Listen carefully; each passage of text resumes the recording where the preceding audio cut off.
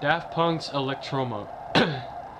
Well, I'm gonna be perfectly honest. I didn't really like Daft Punk's Electroma. Like, I know that it has some good critical reception, but speaking out of like my like for Daft Punk's music and speaking out of it as a movie for the fans, this to me was not a very good movie. Like, it's an art house film, and I already don't have a like for art house film, but I tried to get past that and try to watch it, but even as an art house film, it kind of didn't work for me, because what an art house film is supposed to do is that it's supposed to keep the audience interested, but also keep the audience confused. Like, this movie did not keep the audience confused, actually. Like, the story for this movie is actually pretty simple. And also, it wasn't that interesting, because most of the time when it was trying to be mysterious, it came off as kind of like pretentious, where it's just trying to be mysterious for the sake of being mysterious. Like, yeah, I'll try to explain.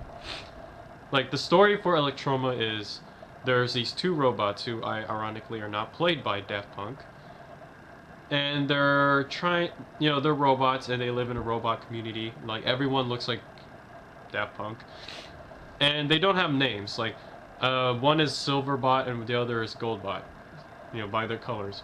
So they're on a quest to be human. So they go to this research facility, which is actually one of the trippier places they went to, because they did this thing where the background was white and the moving people were black. So it's kind of like the Matrix. The scene in the Matrix Reloaded where Neo met the architect.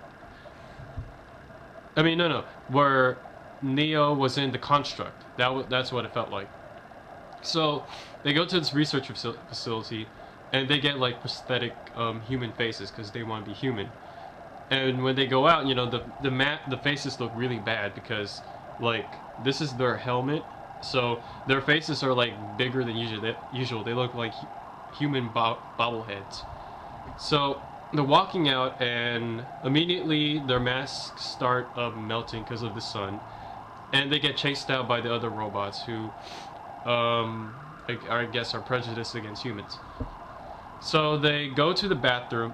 They hide in the bathroom, and the crowd goes by, and there's like 10 minutes of them in the bathroom contemplating how they should live their lives now that they can't be human. And if they try to be human, they won't be accepted by the other robots. So they tear off the mask and they go in the desert. And this scene actually rips off of Jerry, if you've seen that stupid freaking Gus Van Sant movie. They walk in the desert for like 30 minutes, and then near the end of their trek, I think it was the Silverbot. He opens up, like, there's this like button on his chest, and the Goldbot presses it, and then after a few seconds the Silverbot disintegrates. So he thought it was since he couldn't be human, he committed suicide. So the Goldbot is in the desert, and he's there's a few more minutes of him walking, and then the Goldbot tries to kill himself, but the Goldbot can't, because I lied. I thought the button's here. The button was on the back. He can't reach the button. So what the Goldbot does is that he takes his helmet off, which is actually one of the cooler moments, because when you see their face, it's actually like this computer like chip. Like, it's half the face is like, imagine a head and half the face is gone and replaced with like a computer chip.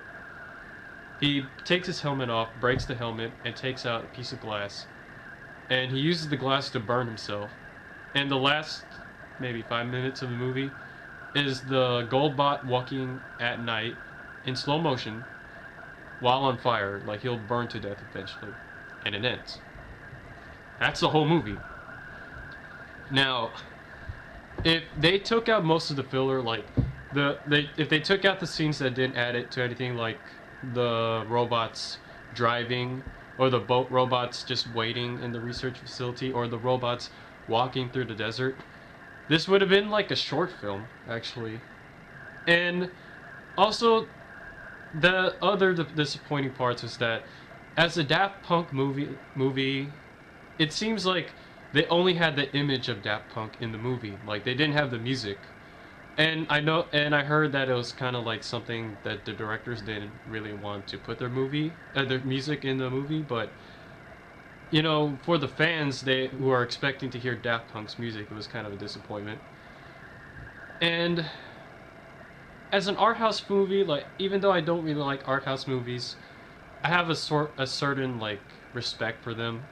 And this movie, even though like I don't really hate it, it wasn't that good because it didn't leave me like wondered or like leave me asking questions about this movie. Like I knew exactly what the movie's story was trying to be, and I knew, and it wasn't like mysterious. Like it tried to be mysterious, but it failed. That's what I'm trying to say. So I know people are gonna hate me, so I know some might hate me, so it's okay, thumbs this down, but Daft Punk's Electroma, to be honest, was not a very good movie. Yeah. So, but if you don't like my opinion, yeah, just tell me in the comments. But if you want to add something to what I said, feel free to comment too. So, yeah, that's my review.